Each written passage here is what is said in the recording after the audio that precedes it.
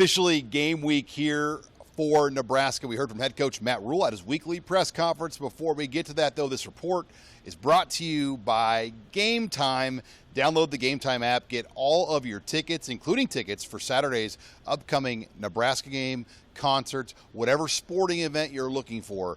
Game Time will have you covered, and we have a special as well for our HuskerOnline viewers. Use the promo code ON3 at Game Time, and you'll get $20 off your first order.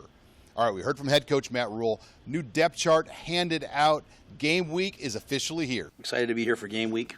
Excited to see the students start classes on campus. Before I get started, I want to wish all the local high schools all throughout the state good luck as they enter their seasons. We're obviously excited about the opportunity. We've worked very hard. Excited to play a home game. Excited to play UTEP. Coach Walden is a winner. I've known him since all the way back at East Texas Baptist. And he'll bring elite energy. He'll bring a dynamic offense and an aggressive defense. They've got excellent players. And so it's going to be quite a challenge. So we're excited about it, excited about our team, and look forward to seeing everyone there, starting with the legacy walk and all the way through the end of the game. We hope it's a great day because we've worked very hard to get to this day. So no real surprises for Nebraska, but at the quarterback position, we saw a clear 1-2-3 with Dylan Rhule, Heinrich Harburg, and Daniel Kalen. Meanwhile, at the wide receiver position, one of the better stories that has emerged over the last year has been the rise of Janaron Bonner, who now is listed as the #1 slot. I think anytime you have a guy that you can say is your starting slot receiver who was willing to be your starting fullback, there's something special about that type of guy, their brain. He was an excellent high school receiver, had an injury. As we tried to find roles for him because we liked just the way he plays football, it started to emerge, and then just was unable to keep that 225, 228 weight. And so as he kept staying around like 218, we just said, hey, let's put him in the slot and see how physical he can be, trying to win third down with, big people like that. And he's just done excellent. So, we can be in 11 personnel and all of a sudden get under center and have him be the fullback still. There's lots of things you can do with a guy like Janaron, but at the end of the day, he's just a winner. He's tough, really tough. He's kind of emblematic of the type of guys I love to coach. And again, as we talk about positionless football, I think throughout the course of the year, you'll see him do a lot of things, the versatility that he brings. We'll see the Huskers actually go with 4 running backs listed co-1: Ramir Johnson, Emmett Johnson, Gabe Irvin Jr., and Dante Dowdell. I think we're going to play them all. Yeah, we're going to play them all. So, we kind of have different roles for all of them. And, Big Ten plays 4 weeks away. So I feel like I was hoping we'd be a little bit more dialed in on where they are. But I feel like they've all competed enough that we're going to give them all a chance and make some decisions probably 3 weeks down the line. Might illuminate itself obviously earlier, but they're all doing really good things. And so, that's the one position we're probably not quite, we're still quite unsettled on that in kicker.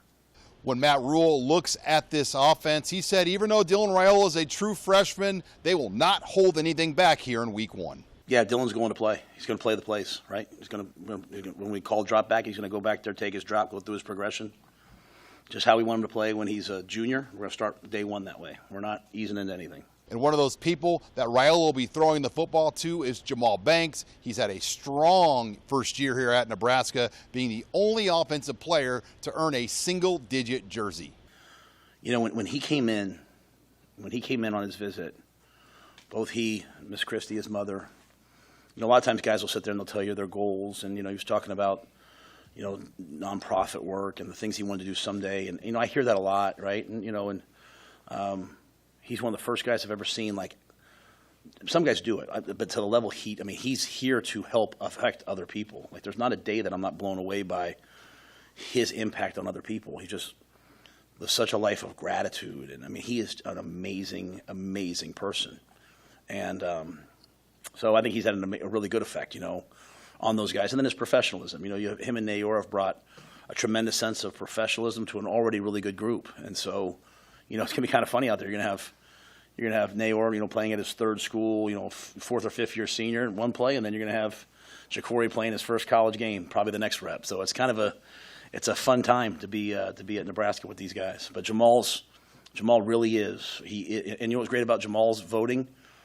The guys on defense voted for him. The O-line voted for him.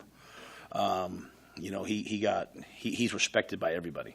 This game on Saturday will present a challenge here for Nebraska's defense as Scotty Walden came from Austin P to UTEP. He actually had 11 of his former players from Austin P follow him to El Paso.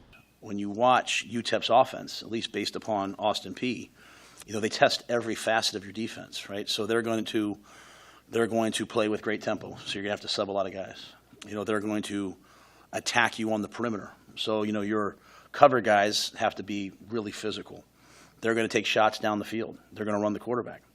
Their tailback, you know, I want to make sure I say his name right, Javon Jack. I don't know if it's Jevon or Javon, but he's an excellent football player with elite contact balance, and he can make you miss. If you look at most games early in the year, games are won or lost in week one based upon tackling and based upon giving up big plays and missed assignments. You watched the games the other night, right? You watch the Georgia Tech game. You know, they bad snap. Okay, they have the ball on the 39-yard line. They throw a tunnel screen out. They make that tackle, and it's a long kick. They miss that tackle. He's down at field goal range, and they win the game. So we're going to have to tackle really well. You know, they've brought over a lot of talent, a lot of skill, a lot of speed. So I think our fans will get a chance to see our defense tested in ways you don't get tested in the Big Ten. I mean, it's going to go from a bunch to 5-by-0 to double pass to trick play to tempo to inside zone. I mean, it's really a great offense. You know, they averaged 34 points, 6 points or something like that a game last year. And while they run, you know, they only averaged about 68 plays a game. You know, last year there's some game, but they're going to go fast. So it'll be a challenge. It'll be a real challenge. It'll be good for our defense if we can handle it. It'll be good for our defense to come out there and practice, and every other play is a redo right now because we're just not handling the amount of things that you don't really see that when you go to a Big Ten game. So it's a wide open style that, you know, is fun to watch. Hopefully not fun to play against. You still have to like, though, where this team is at in a year two with a very veteran coaching staff now and veteran offensive and defensive units. Yeah, they've been you know, they have their own saying. That's not mine. They say one better, and I think they've done that. You know, they try to get one better every day. I think Corey or someone did that, and they stick to it. You know, not everything's perfect, you know, but and again, there's just a core group of veteran guys that just kind of make the thing go. So, you know, I think you're going to have everyone who starts on defense, but maybe one guy is a senior. Is that correct? You know, or could be a senior. You know, still some COVID years out there and some injuries, but pretty much everyone's a senior, right? So when everyone asked last year, why is the defense so much further ahead of the offense? Well, there's a lot of guys on defense that played a ton. Well, now what you're seeing on offense is you're starting to see the guys who've weathered the storm. They're getting a little bit older now, so hopefully, there's that mix. So I think they've done a good job.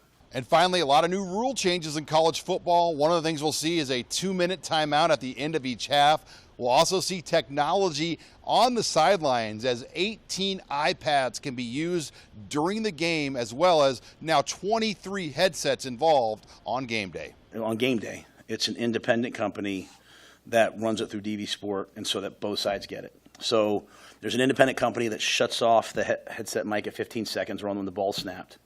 So there's never any gamesmanship, and there's an independent, like we're getting a different feed. So it's not even our cameras; it's a separate camera that's getting us the video. So in the box, the video is real time. Play hits, it's wired in. They get that play right away.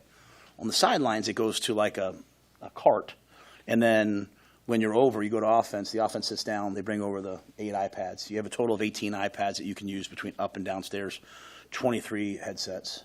So, no decision yet at the kicker position as well between Tristan Alvano and John Hall. Reporting here with the Nebraska football team in Lincoln, I'm Sean Callahan of HuskerOnline.com.